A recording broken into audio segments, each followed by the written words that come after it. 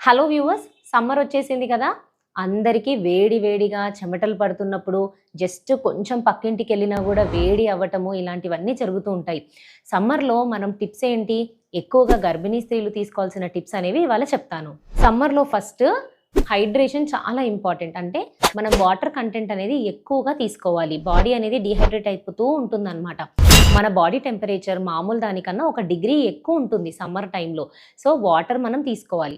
వాటర్తో పాటు coconut water, fruit juices, vegetable juices, మజ్జిగ ఇలాంటివి మీ డైట్లో అనేవి ఇంక్లూడ్ చేసుకోండి.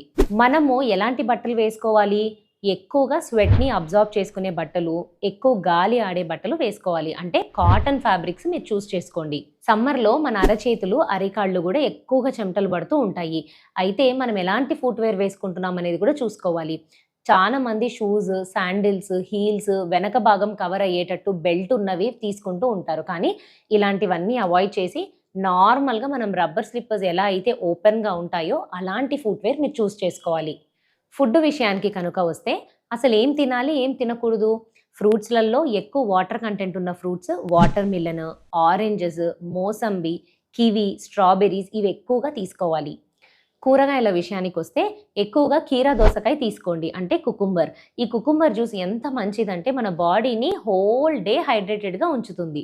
సోరకాయలో కూడా మంచి వాటర్ కంటెంట్ ఉంటుంది. సో సోరకాయ కూడా తినండి. లెమన్ అంటే నిమ్మకాయ రసం కూడా మీ డైట్‌లో ఇంక్లూడ్ చేసుకోవాలి.